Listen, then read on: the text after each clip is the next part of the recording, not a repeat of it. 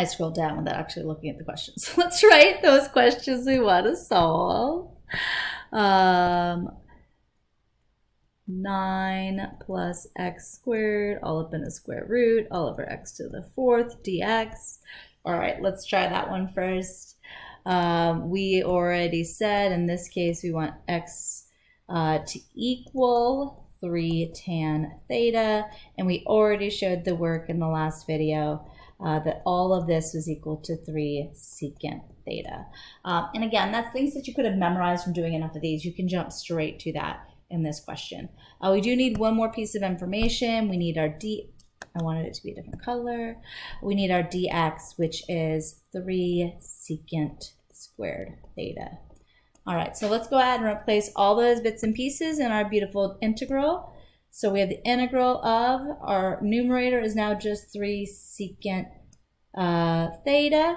We have this all over our denominator, which is 3 tan, oh God, I almost forgot to, everything here is going to be to the fourth power. So 3 to the fourth is 81 tan to the fourth theta. And then we're going to multiply all of this times 3 secant cubed theta. I already did the math. I'm doing the, seeing into the future. D theta. I'm mostly nervous because I don't like it when I'm not 100% sure what I'm going to be doing on a problem. So that's kind of where I'm feeling a little nervous right now. After a little bit of simplification, we're looking at, we have 9 over 81, so 1 over 9 secant cubed theta all over tan to the fourth theta d theta. I'm sure there's something clever. My brain is, I'm of course doing all of these blind because this is how I do things.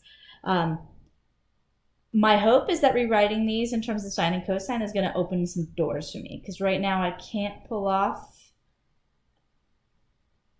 a secant squared and I don't have an even number of secants.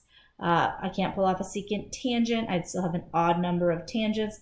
Looks like I'm getting in trouble here. So I'm going to just rewrite in sines and cosines and hope that that saves the day. We'll see. So secant cubed is 1 over cosine cubed. Tangent to the fourth is sine to the fourth over cosine to the fourth theta. I'm just going to do this as floaty math. I'm not going to put any equals that aren't true. So all of this is going to become, we'll end up with, oh God, my brain is so slow. So slow. I'm just going to multiply everything by cosine to the fourth theta on both sides. My brain can't do other work right now. So I'll have a cosine theta over a sine to the fourth theta.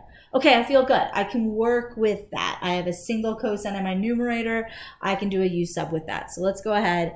We'll continue on in that way. So we have a 1 over 9. I'm going to go ahead and rewrite this as sine theta to the -4 cosine of theta d theta. And hope I haven't made any algebra errors anywhere, but it, who knows. This is helpful because right now I'm seeing, aha, this was my du. Then we've got something good going on here, right? So I'm going, okay, if u is equal to sine theta, du is equal to cosine theta, I'm ready to go. This one more step. We're at 1 over 9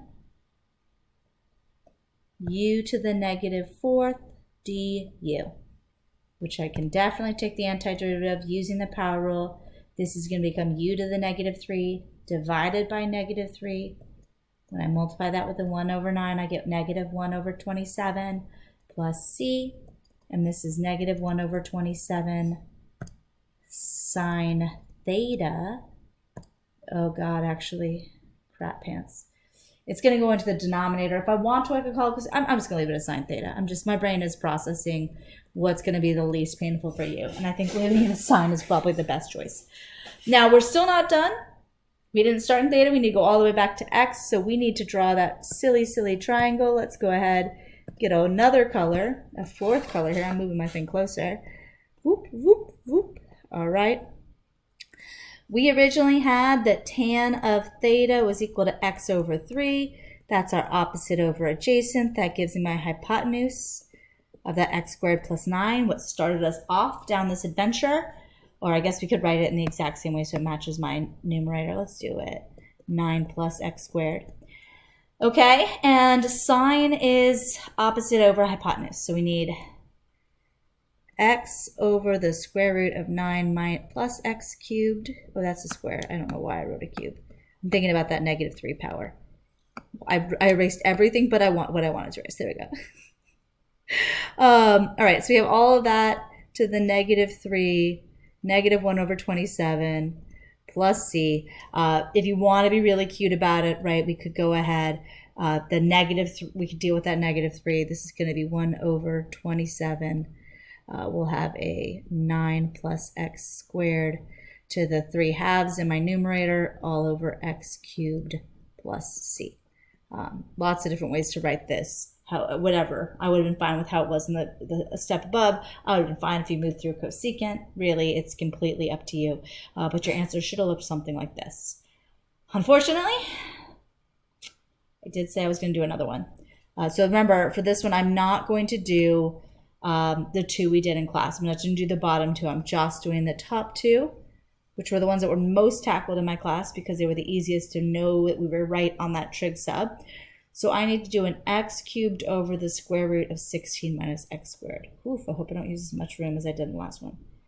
I've already forgotten what I said. X cubed over 16 minus x squared. Is that my integrand? Yes, cute. All right, so we got that. And we said we would use x is equal to 4 sine theta. That's going to make the square root of 16 minus x squared equal to 4 cosine of theta. And we do need to find our dx, which will also be 4 cosine of theta. All right, so let's sub those all in and hope some magical things happen.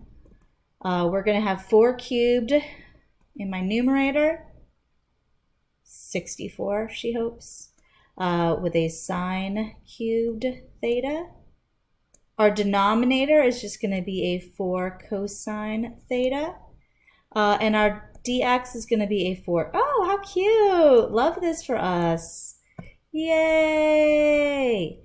So we are looking at 64 sine cubed theta d theta, and we have a lovely odd number of signs, so we could go ahead and realize that this is going to be, oh yay, u is equal to cosine theta, du is equal to negative sine theta d theta. So let's go ahead. This is going to be a negative 64, right? The negative coming from our sine theta d theta, which is our du. And then we'd have a 1, oops. Come on, you can do it. I guess I can leave the parentheses. 1 minus u squared. And that's it, right? Because this would have been sine squared times sine. We can rewrite the sine as 1 minus the sine squared as 1 minus cosine squared. So this is all equal to negative 64 u plus 64 over 3 u to the third plus c. We go back one more. I'm going to go ahead and throw this at the top. So now we're at negative 64 cosine of theta plus 64 over 3 cosine cubed of theta plus c. And now I need my cute triangle. Let's bring out the purple again. Our OG was x over 4 is equal to sine of theta. Sine is our opposite over hypotenuse. So 16 minus x squared is my adjacent, which gives me a little pat on the back that we have set this up properly. And our cosine is going to be that radical over 4. So we can just go ahead and plug those in and we are good. So that cosine is 16 minus x squared over 4. And square root is 16 minus x squared over 4. We throw back everything else and we are good to go. Yes, I could simplify this. No, I don't care. Cute. I mean, I guess at this point, it's just so easy. 16 minus x squared. That's going to be 64s on both sides. So this will be plus 1/3 16 minus x squared to the 3/2 plus c. And of course, you could leave that with a radical in the third power. I find something ugly about a radical with a nasty exponent, but that's just me. All right, so those were the two trig sub questions that we did not do in class.